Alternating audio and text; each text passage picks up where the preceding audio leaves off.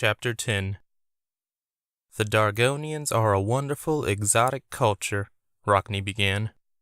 They're very much human, even though they live on an island the known world has never discovered. I just happened to stumble upon Dargo Island while fleeing Nauki. Our last fight was devastating to both of us. The Dargonians were wary toward me when I first arrived. I am the first outsider to ever discover their home since the island's namesake, Dargonius.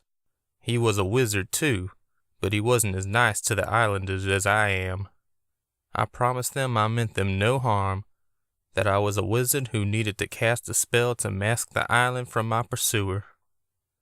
Luck was with me that day, for the Dargonians were able to communicate to me that the island was already masked, by Dargonius, of course, and that they'd lived in seclusion for many generations.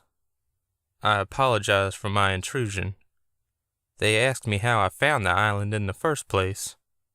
I told them I just fell upon the island, that I couldn't see it until I was already here. The Dargonians applauded.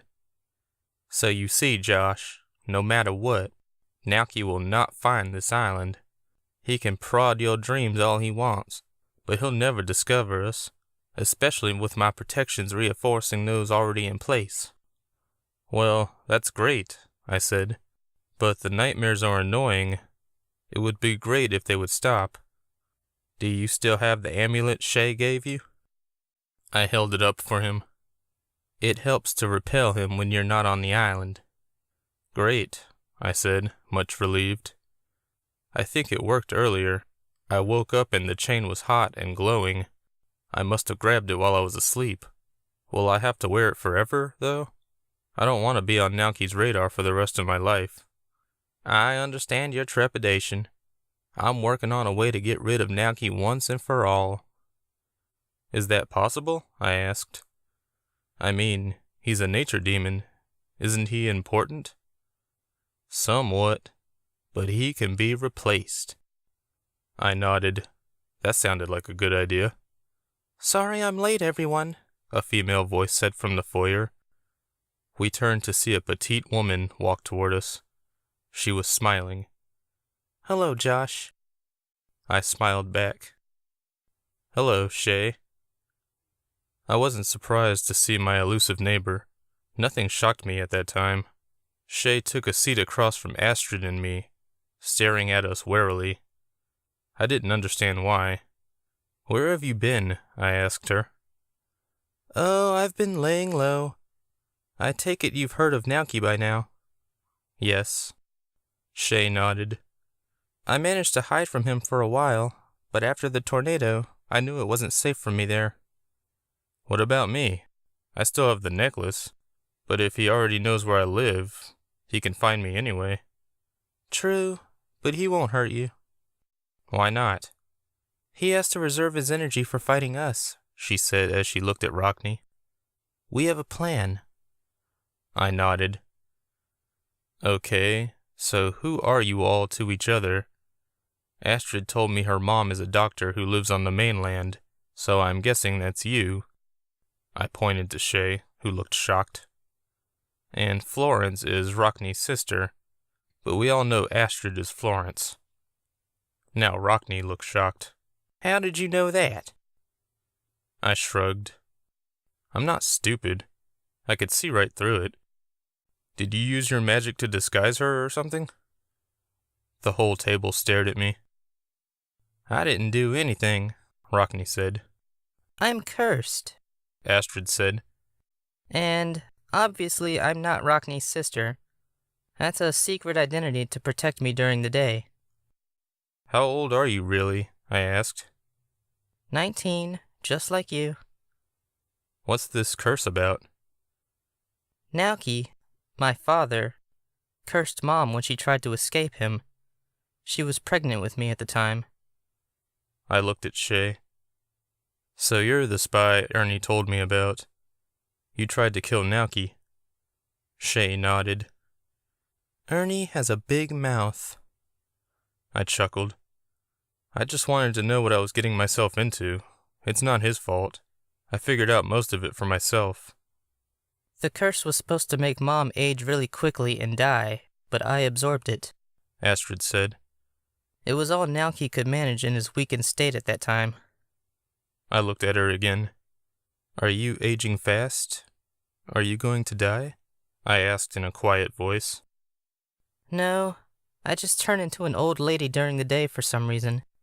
Always the same age. My dad... Naoki? Shay interrupted. Naoki doesn't know what I look like, or that the curse affects me this way. He didn't know Mom was pregnant with me, so it's unprecedented. Makes for an effective cloaking device, Rockney added with a grin. Why are you hiding from Naoki? I asked Astrid. I mean, I know he's a bad guy, but what would happen if he found you? Instead of answering, she looked at her mother. If he got a hold of Astrid, he would absorb her energy and restore his own, Shay said. She's his flesh and blood, his last reserve of power. If he regains strength, he'll destroy the whole world just to get at us. My eyes grew wide. I was expecting something bad, but not that bad. Are you guys sure Naoki can't find this island? The magic that hides this island is powerful, Rockney said. The train that brings you here is of my design. The only ones who can find it are people I allow. I nodded. That's good. What about Trick? Oh, he's always asleep during the trip, with a little help from me, though if he ever wanted to see the island, I'd let him. He's a genuinely good fella.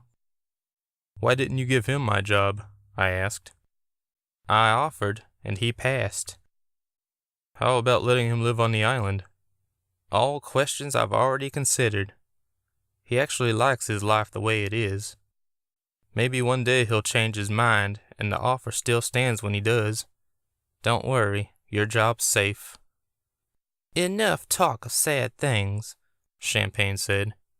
Let's hit the hot tub. Rockney laughed. Great idea. You might want to try it, Shay said to me. It might help with that bump on your head. I touched the bump reflexively. It was still tender after hitting it on the street. How will it help with this? Let's find out, Rockney said. We followed him outside to the hot tub. It bubbled furiously, the water blue and foamy. It was quite large, the size of my bedroom. I pulled off my shirt and shoes and slowly settled in.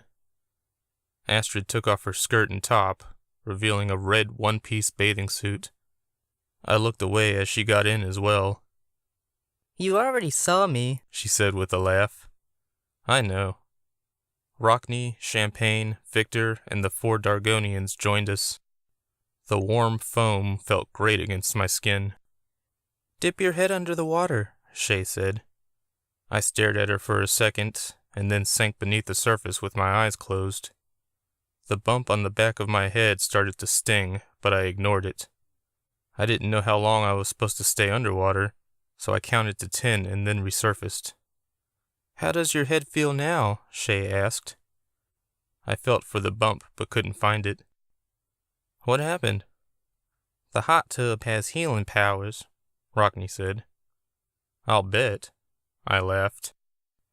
This is amazing. Maybe I will move to this island someday. You're more than welcome, my boy, Rockney said. You're more than welcome. Oh, Champagne said suddenly. Look who's here. She was looking toward the back porch door. I turned around and saw 2 old ladies, twins by the looks of it, standing there. They were short and hunched over, with matching canes. Another woman stood behind them. I guess she was their nurse. It's the Bells, Victor announced. He leaned closer to me and whispered, They're the resident psychics. Sunita's on the left, Chantel on the right. Cool, I said. I smiled at them. The moment they saw me, they gasped. Death, Chantel said. Destruction, Sunita added. Fire. Tsunamis. The nurse tried to comfort the old ladies. Rockney jumped out of the hot tub and headed over to them. Together they ushered the twins away. I didn't know what to say. I felt like I'd caused them to freak out like that. I looked around at everyone in the tub, and they stared back at me. I wanted to sink under the water again.